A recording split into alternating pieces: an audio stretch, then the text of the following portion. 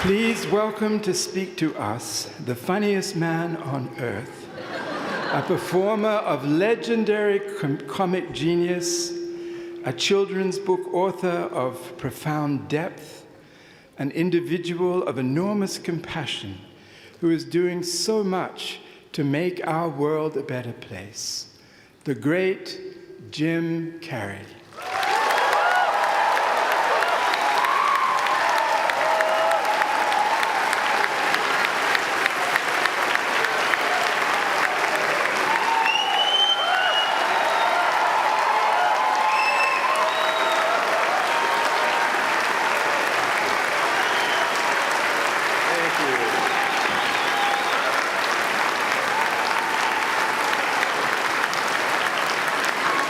What are you sitting down for?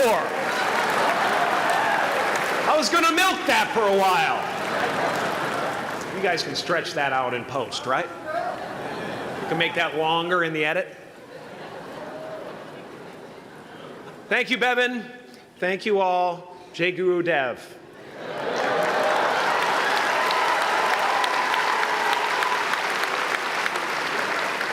I brought one of my paintings to show you today.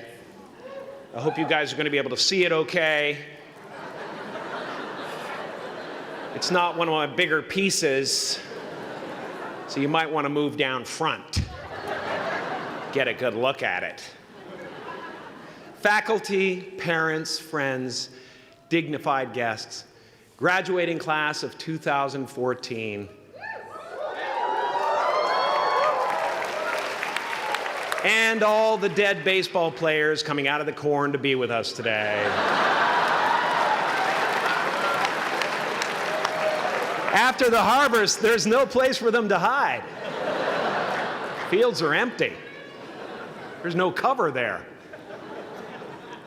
I'm here to plant a seed today, a seed that will inspire you to move forward in life with enthusiastic hearts and a clear sense of wholeness. The question is, will that seed have a chance to take root?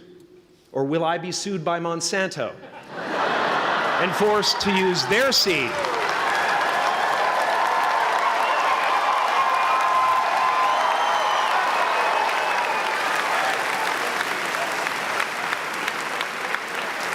Which may not be totally Ayurvedic. Excuse me if I seem a little bit low energy today, whatever this is. I slept with my head to the north last night. Oh man! Oh man! You know how that is, right, kids? Yeah. Woke up right in the middle of Pitta, couldn't get back to sleep till Vata rolled around. Crazy.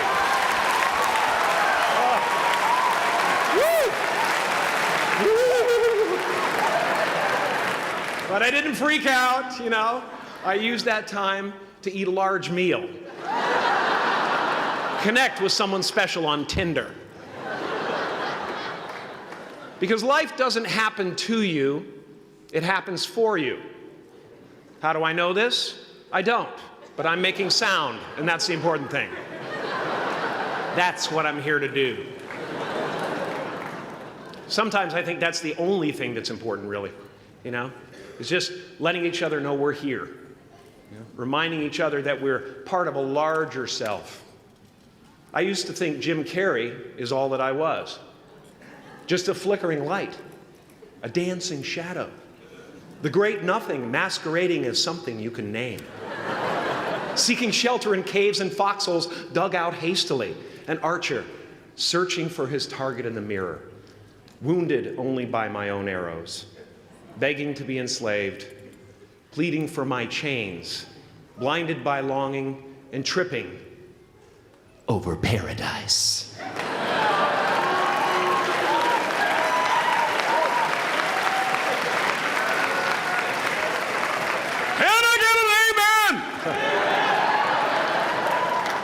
You didn't think I could be serious, did you? I don't think you understand who you're dealing with. I have no limits.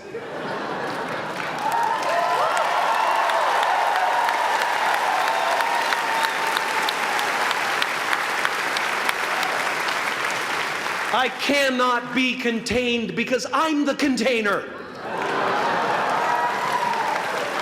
You can't contain the container, man. You can't contain the container. I used to believe that who I was ended at the edge of my skin, that I had been given this little vehicle called a body from which to experience creation. And though I couldn't have asked for a sportier model,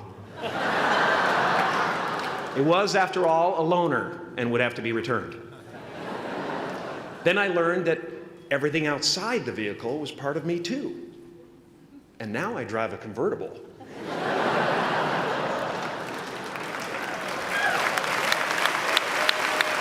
Yeah, man. Top down, wind in my hair. Woo! I am elated and truly, truly, truly excited to be present and fully connected to you at this important moment in your journey. I hope you're ready to open the roof and take it all in. Okay, 4 more years then. They're obviously not ready. Just need some more cooking.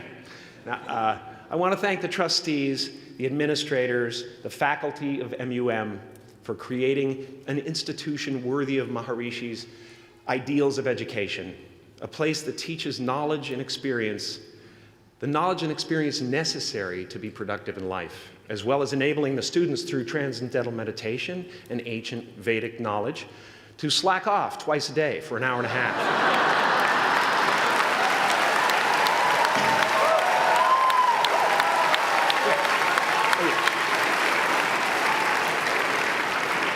Don't think you're fooling me. But I guess it has some benefits. It does allow you to separate who you truly are and what's real from the stories that run through your head. You have given them the ability to walk behind the mind's elaborate set decoration and to see that there's a huge difference between a dog that is going to eat you in your mind and an actual dog that is going to eat you.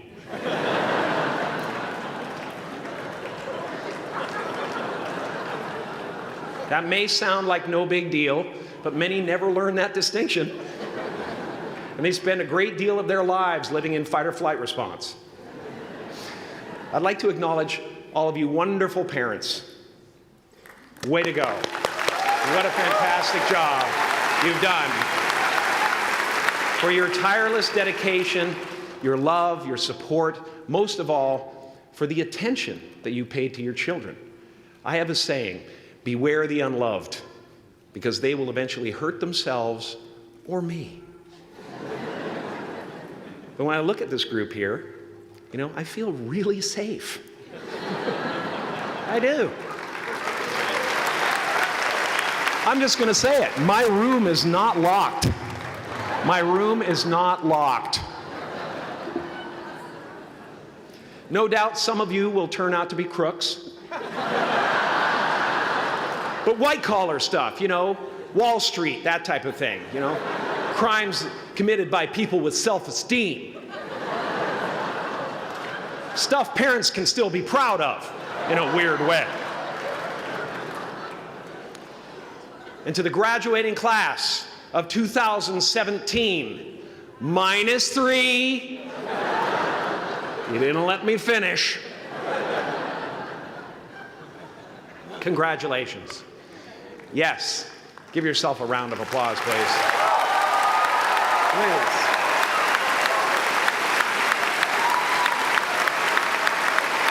Yeah.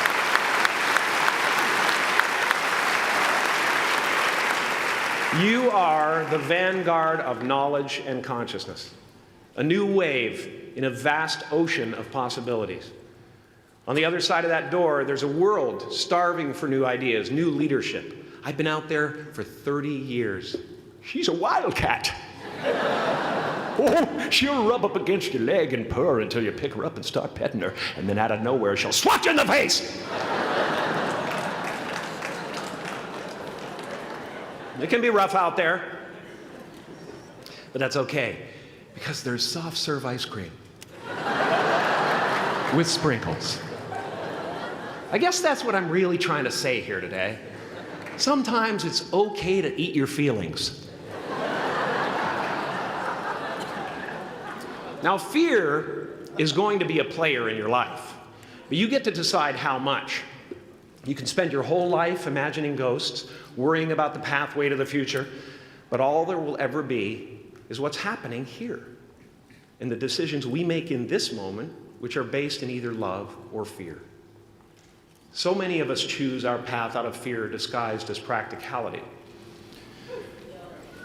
What we really want seems impossibly out of reach and ridiculous to expect, so we never dare to ask the universe for it. I'm saying I'm the proof that you can ask the universe for it. Please.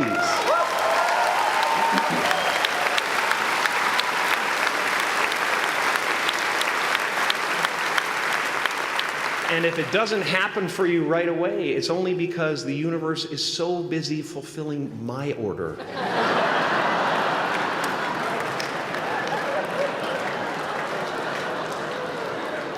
Party size! My father could have been a great comedian, but he didn't believe that that was possible for him. And so he made a conservative choice. Instead, he got a safe job as an accountant. And when I was 12 years old, he was let go from that safe job. And our family had to do whatever we could to survive. I learned many great lessons from my father, not the least of which was that you can fail at what you don't want.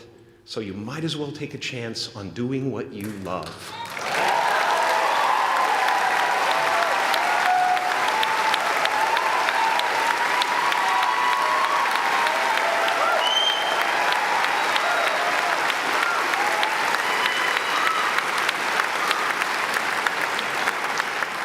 It's not the only thing he taught me, though.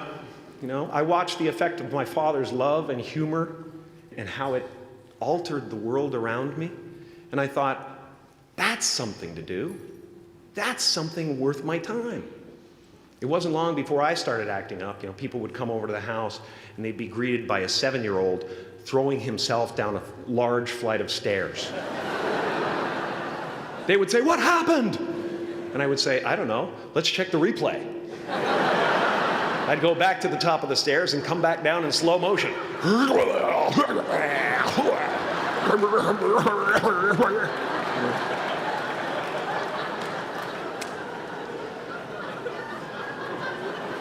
It was a very strange household. My father used to brag that I wasn't a ham, I was the whole pig. And he treated my talent as if it was his second chance. When I was about 28, after a decade as a professional comedian, I realized one night in LA that the purpose of my life had always been to free people from concern, just like my dad. And when I realized this, I dubbed my new devotion the Church of Freedom from Concern. The Church of FFC.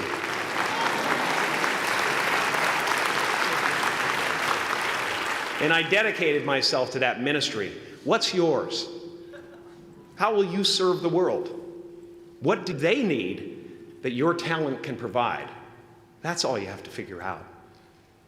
As someone who's done what you're about to go and do, I can tell you from experience, the effect you have on others is the most valuable currency there is.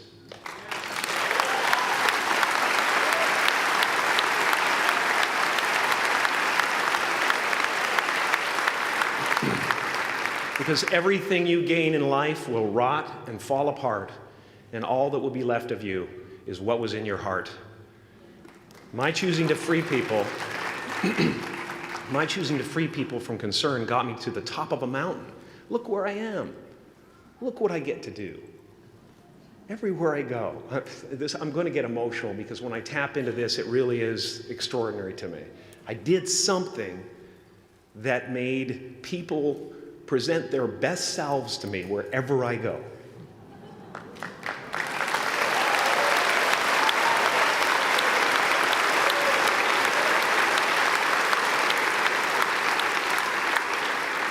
I am at the top of the mountain, and I was, and the only one I hadn't freed was myself, and that's when my search for identity deepened. I wondered who I'd be without my fame. Who would I be if I said things that people didn't want to hear? Or if I defied their expectations of me? What if I showed up to the party without my Mardi Gras mask and refused to flash my breasts for a handful of beads? I'll give you a moment to wipe that image out of your mind. But you guys are so ahead of the game. You already know who you are. And that peace that we're after lies somewhere beyond personality, beyond the perception of others, beyond invention and disguise, even beyond effort itself. You can join the game, fight the wars, play with form all you want, but to find real peace, you have to let the armor go. Your need for acceptance can make you invisible in this world. Don't let anything stand in the way of the light that shines through this form. Risk being seen in all of your glory.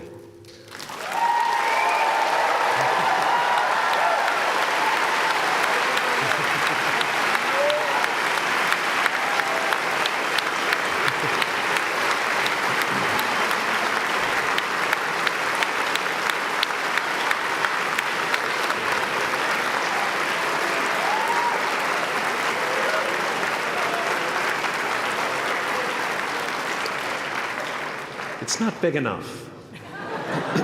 This painting is big for a reason. It's called high visibility. It's about picking up the light and daring to be seen. Here's the tricky part. Everyone is attracted to the light. The party host up at the top, who thinks unconsciousness is bliss and is always offering to drink from the bottles that empty you. Misery below her. Despises the light, can't stand when you're doing well, wishes you nothing but the worst. The Queen of Diamonds, under him, needs a king to build her house of cards. And the hollow one down bottom there will cling to your leg and say, please don't leave me behind, for I have abandoned myself. Even those who are closest to you and most in love with you, the people you love most in the world, will find clarity confronting at times. This painting took me thousands of hours to complete. And when I was finished, thank you, thousands of hours, yes. I'll never get them back. I'll never get them back. I worked on this for so long. I was weeks and weeks like a madman alone on a scaffolding. And when I was finished, one of my friends said, this would be a cool blacklight painting. So I started over.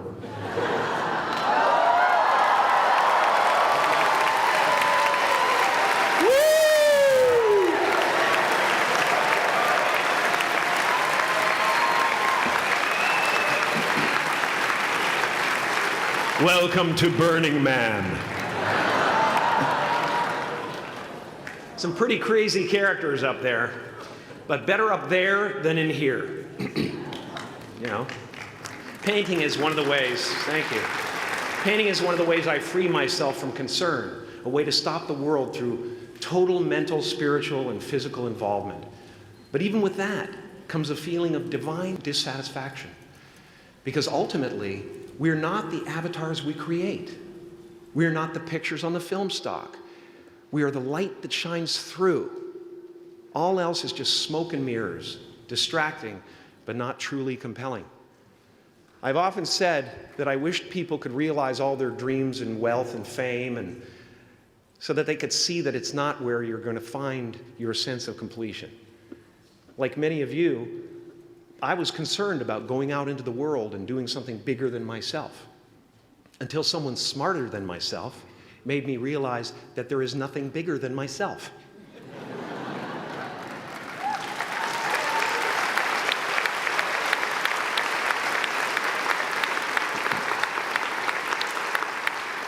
My soul is not contained within the limits of my body. My body is contained within the limitlessness of my soul, one unified field.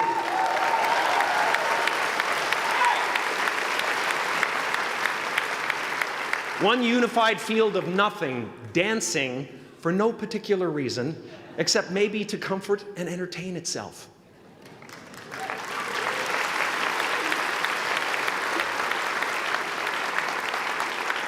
As that shift happens in you, you won't be feeling the world, you'll be felt by it. You'll be embraced by it.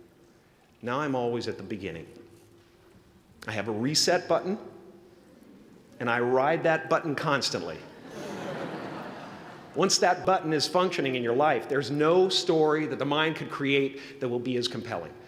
The imagination is always manufacturing scenarios, both good and bad, and the ego tries to keep you trapped in the multiplex of the mind.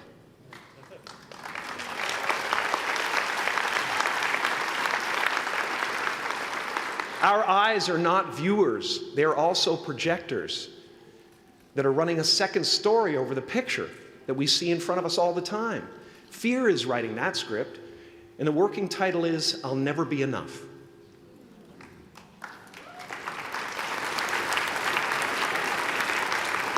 Are you going to look at a person like me and say, how could we ever hope to reach those kind of heights, Jim? How can we make a painting that's too big for our home? How do you fly so high without a special breathing apparatus? This is the voice of the ego. And if you listen to it, there will always be someone who's doing better than you. No matter what you gain, ego will not let you rest. It will tell you that you cannot stop until you've left an indelible mark on the earth, until you've achieved immortality. How tricky is this ego that it would tempt us with the promise of something we already possess?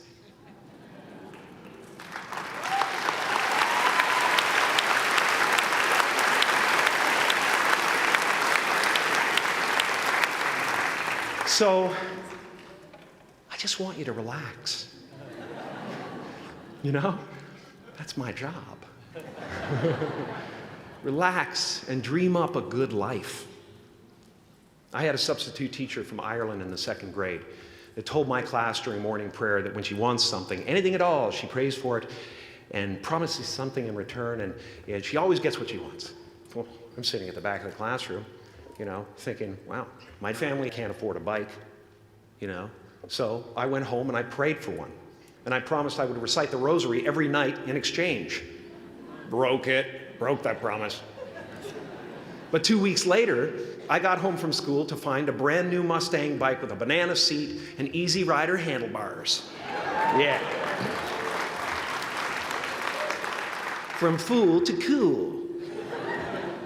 My family informed me that I had won the bike in a raffle that a friend of mine had entered my name in without my knowledge whatsoever.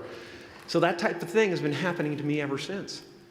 As far as I can tell, it's just about letting the universe know what you want and working toward it while letting go of how it comes to pass.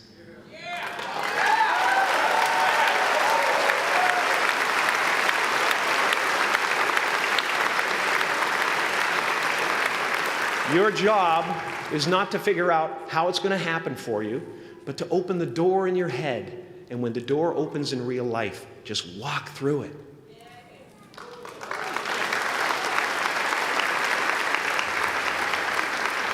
And don't worry if you miss your cue, because there's always doors opening. They keep opening.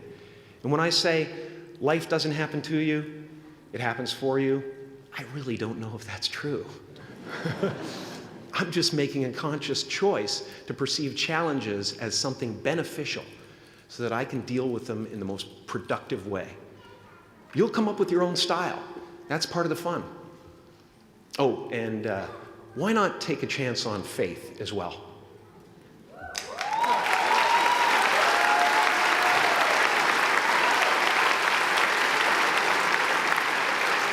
Take a chance on faith. Not religion, but faith. Not hope, but faith. I don't believe in hope. Hope is a beggar. Hope walks through the fire, and faith leaps over it.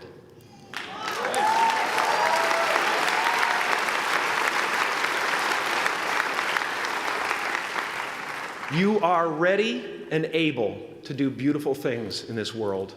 And after you walk through those doors today, You will only ever have two choices, love or fear. Choose love, and don't ever let fear turn you against your playful heart. Thank you so much. Thank you, Udell. I'm so honored. Thank you.